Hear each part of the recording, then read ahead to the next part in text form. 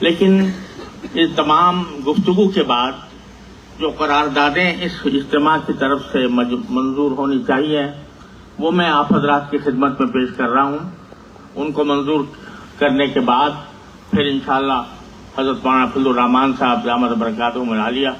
خطاب فرمائیں گے، اور اس کے بعد انشاءاللہ جناب وزیر خزانہ اور جناب state bank governor state bank of Pakistan کے گورنر.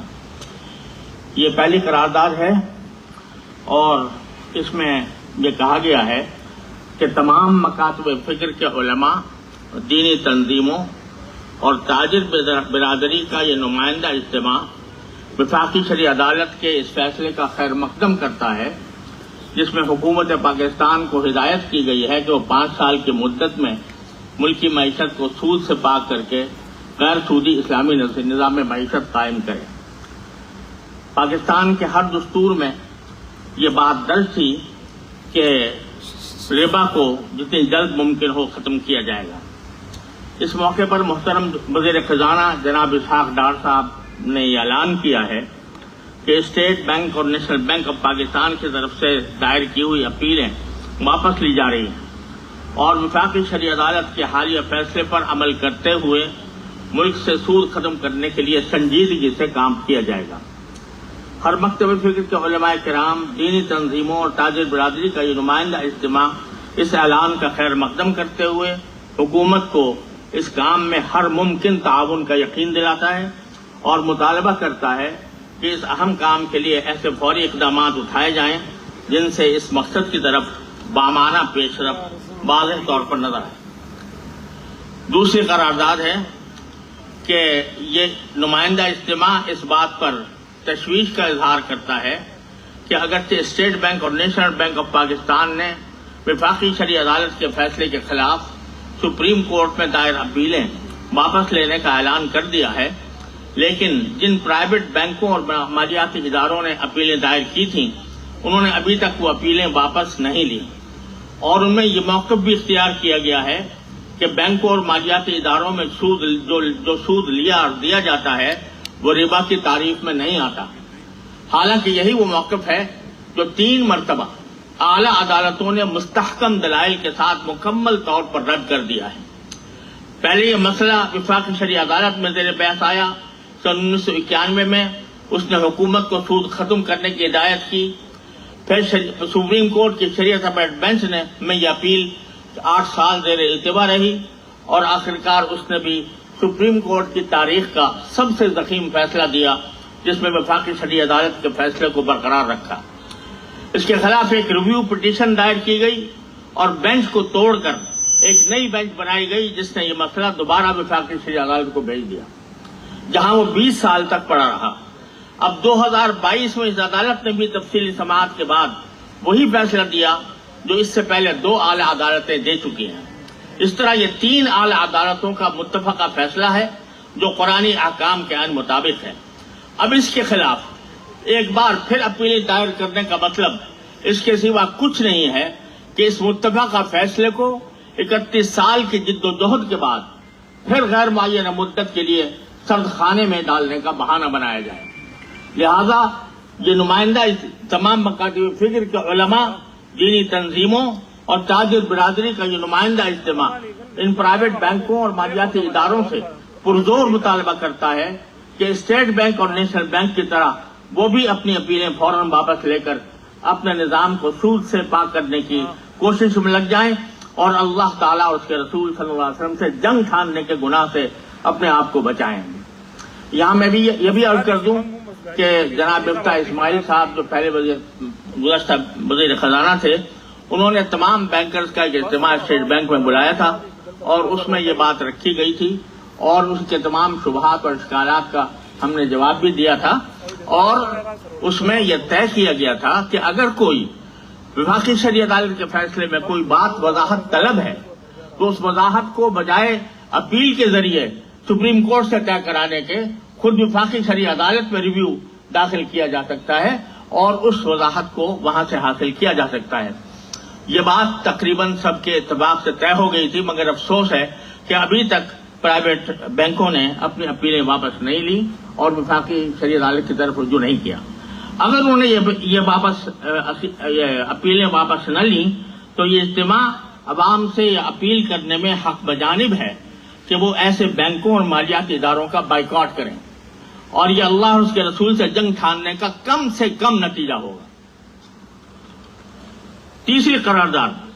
تمام مکاتب فکر کے علماء اور تاجر برادری کا یہ نمائندہ اجتماع حکومت سے مطالبہ کرتا ہے کہ وہ اپنے خوشائند اعلان کے مطابق مقررہ مدت میں ملک کو سودی نظام سے نجات دلانے کے لیے فوری طور پر عملی اقدامات کا آغاز کرے۔ اس کے لیے فوری طور پر مندرجہ ذیل کام ضروری ہیں۔ نمبر 1، وزارت خزانہ میں فوری طور پر غیر سودی نظام قائم کرنے کے لیے ایک مستقل ڈویژن اور اس کے تحت ایک مؤثر ٹاسک فورس قائم کی جائے جو اس اہم کام کے لیے ایک عملی نقشہ تیار کر کے مرحلہ وار سود کا خاتمہ کرنے کی مجاز ہو۔ اب تک اس کام کے لیے مختلف زمانوں میں 8 کمیشن اور کمیٹیاں قائم ہو چکی ہیں جن کی تفصیل حسب ذیل ہے۔ کاؤنسل آف اسلامک آئیڈیالوجی کی رپورٹ آن ایلیمنیشن آف ربا from the economy 1978 and 2006۔ Number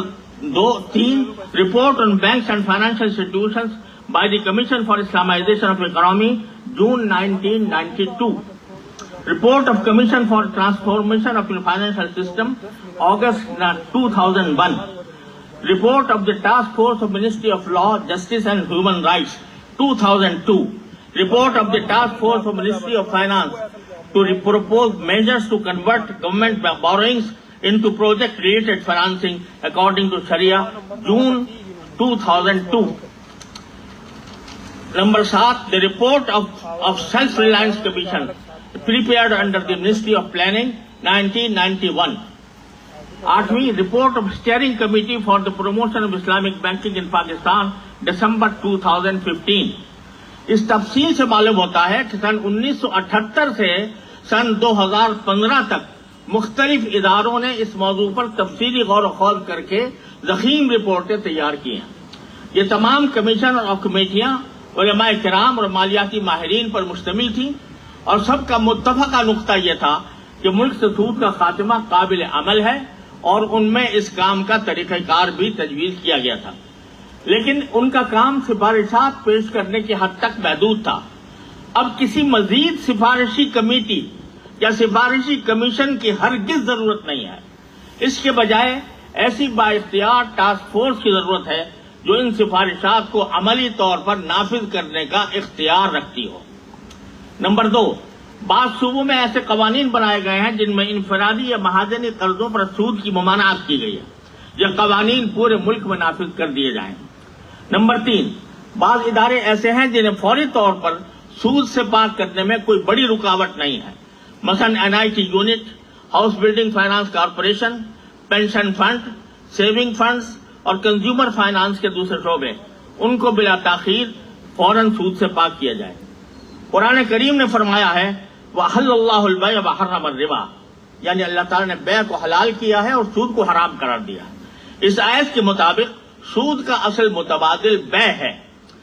لیکن موجودہ قوانین بینکوں اور مالیاتی اداروں کو براہ راست بیع اور تجارت سے منع کرتے ہیں۔ ان قوانین پر نظر ثانی کر کے بینکوں اور مالیاتی اداروں سے یہ پابندی اٹھائی جائے۔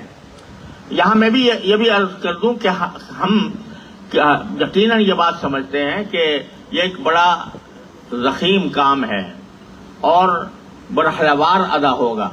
لیکن تدریج وہی قابل قبول ہوتی ہے جس میں مرحلے طے ہوں کہ فلاں مرحلے تک ہم یہ کام کریں گے، اس کے بعد فلاں مرحلے تک یہ کام کریں گے۔ اس طرح وہ اگر تنفیذ کا یہ عمل کیا جائے، اور چونکہ اس سے پہلے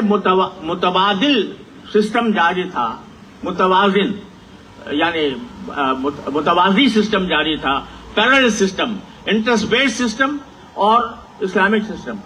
تو اس واسطے بعض جگہ اسلامی بینکوں کو کچھ کمپرومائزز بھی کرنے پڑے،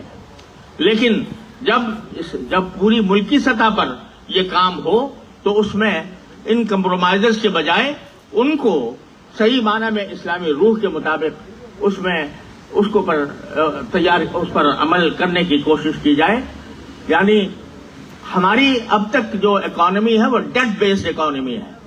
اسلام کا اصل طریقہ یہ ہے کہ وہ اکویٹی بیسڈ اکانومی ہو، اس کی طرف پیش قدمی کرنی ضروری ہے۔